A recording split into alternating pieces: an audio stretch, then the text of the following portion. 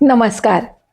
A1 सुग्रास रेसिपीच्या किचनमध्ये मी अमिता दाते आपणा सर्वांचं स्वागत करते. महाराष्ट्रामध्ये संक्रांतीच्या आधीचा दिवस हा भोगीचा दिवस असतो आणि ह्या भोगीच्या दिवशी ज्यांची घरची शेती असते त्यांच्या घरच्या शेतातून आलेल्या भाज्या किंवा धान्य यांची पूजा केली जाते. तो दिवस असतो तो भोगीचा. ही भाजी तशी सगळी मिक्स भाजी असते. या भोगीच्या भाजीला लेकुरवाळी भाजी असंही म्हणतात. ते प्रत्येक गाव बदललं की ही भाजीची पद्धतही बदलली जाते. त्यामुळं प्रत्येक जण आपल्या पद्धतीने आपल्या आजूबाजूला ज्या भाज्या मिळतील त्या भाज्यांपासून ही भाजी करतात. ही भाजी करण्याची सगळ्यांची पद्धत जरी वेगळी असली, जास्त काही मसाला नसला तरी तीळ, खोबरं आणि दाण्याचं कूट हे मात्र सगळ्यांकडं कॉमन असतं. आज आपण अशीच भाजी करूयात. ह्या भाजीचं आणखीन एक वैशिष्ट्य म्हणजे अगदी कुठलेही मसाले न वापरता सुद्धा ही भाजी चांगली होते. तसंच ह्या एकाच भाजीमध्ये सर्व प्रकारची जीवनसत्व एकाच वेळी मिळतात. चला तर आता आपण ही भाजी करूयात. या भाजीसाठी टॅमॅटो, वांगीच्या फोडी करून पाण्यामध्ये ठेवलेले आहेत. कांदा, मटार, सोलाणे म्हणजेच हिरवा हरभरा, पावटा आणि ही अशी वालपापडी अशी सोलून घ्यायची. दोन्ही बाजूनी अशा शिरा काढून घेतल्यानंतर परत ती पूर्ण खोलायची.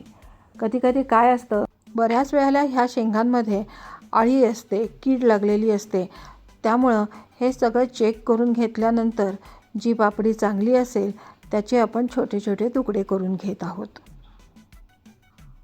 मी व्हिडिओत दाखवती आहे त्याप्रमाणे या वालपापडीचे तुकडे करून घ्यायचे.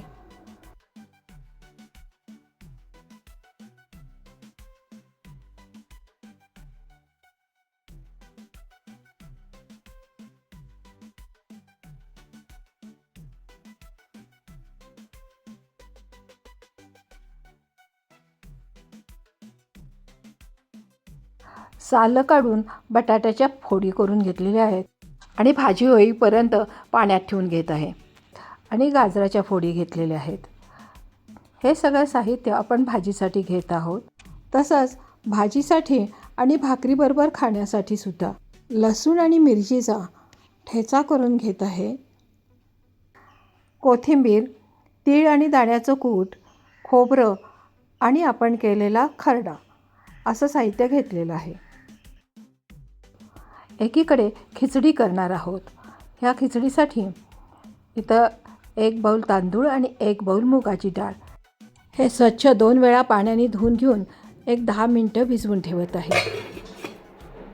तोपर्यंत एका पातेल्यात पाणी गरम करायला ठेवलेलं आहे आणि त्यात थोडं मीठ घातलेलं आहे. त्यामध्ये पावटा, सोलाणे म्हणजेच हिरवे हरभरे, मटार आणि वालपापडी हे सगळं 15 ते 20 मिनटं उकडून घेणार आहे. दुसरीकडे आपण जे तांदूळ भिजत घातलेले आहेत त्याची खिचडी करून घेत आहे.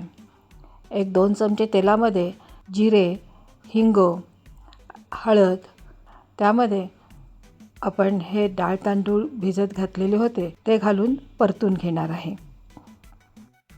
मी ही यावेळची खिचडी बासमती तांदळाची करत आहे. त्यामुळं मऊ तर होईल पण थोडीशी मोकळी पण होणार आहे. आज अशी खिचडी खाण्याची खूप इच्छा झालेली होती. त्यामुळं ह्यावेळची खिचडी अशी करत आहे.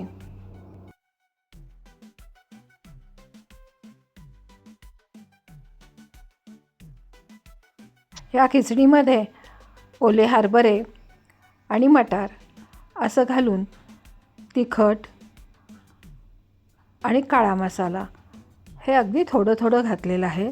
आज ही खिचडी करणार आहे ती थोडी सपक पण खमंग अशी करणार आहे. भोगीच्या दिवशीचं जेवण हे माझं सर्वात आवडतीचं जेवण आहे. मस्तपैकी सगळं गावरान मेनूने हे ताट भरलेलं असतं आणि थंडीच्या दिवसात असं गरम गरम जेवायला सुद्धा खूप मजा येते.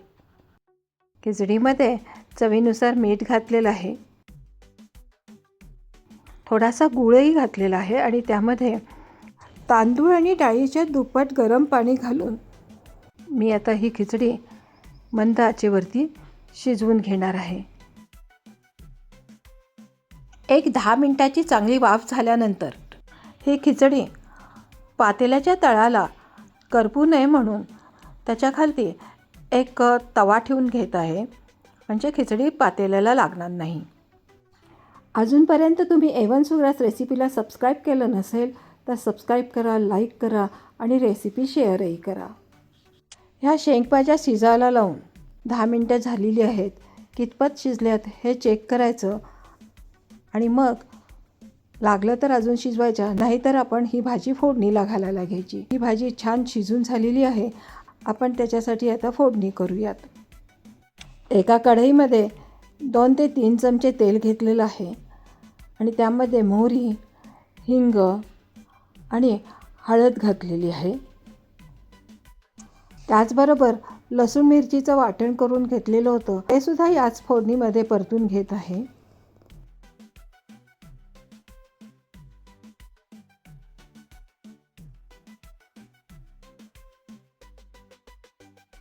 त्याचबरोबर त्यामध्ये आता कांदासुद्धा परतून घेऊयात.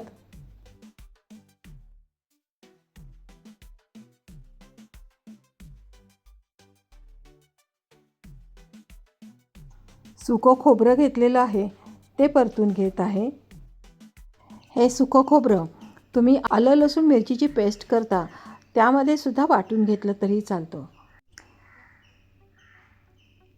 कांदा खोबरं छान परतून झालेलं आहे. त्यामध्ये आता आपण बटाटे, वांगी आणि गाजर घालून घेत आहोत. हेही छान परतून घेत आहे.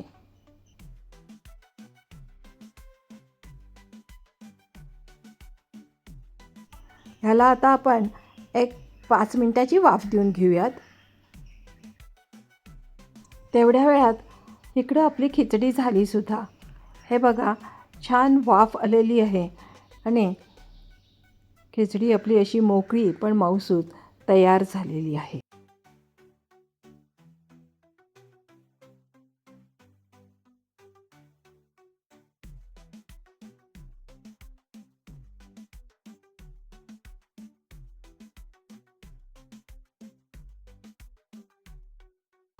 अशा खिचडीला वरतून साजूक तूप सोडलं तर खिचडीला छान वास येतो. त्यावरती कोथिंबीर घातली आणि गॅस बंद करून त्यावरती एक झाकण ठेवून दिलं. आपली खिचडी तर आता झाली. इकडं भाजीला सुद्धा छान वाफ आलेली आहे.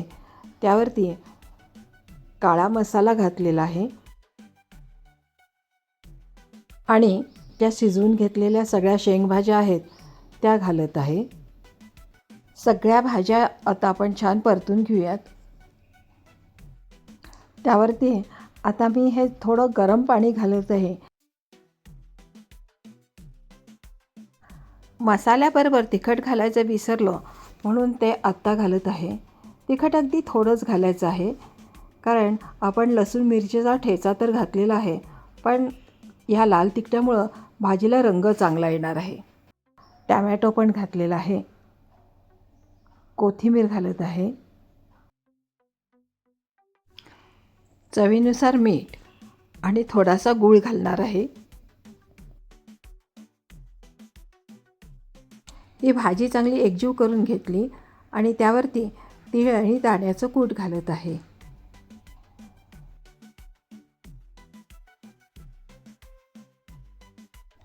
तेही चांगलं मिक्स करून घेतलेलं आहे आणि 15 मिनिटाची एक छान वाफ देऊन घेणार आहे. इथं आपली चांगली रसदार अशी भोगीची भाजी तयार झालेली आहे.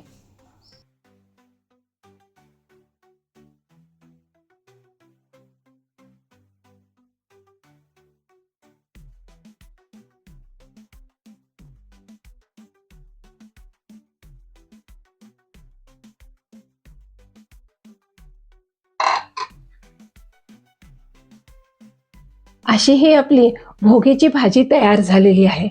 आता आपण गरम गरम बाजरीची तीळ लावलेली भाकरी आणि ही भाजी, त्याचबरोबर मुगाच्या डाळीची खिचडी केलेली आहे, हे सगळं पान तयार करूयात.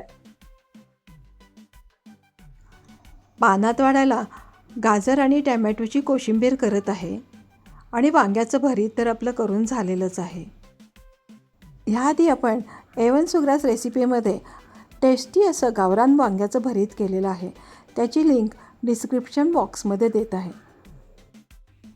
अशी आपली तीळ लावलेली खरपूस गरमागरम बाजरीची भाकरी.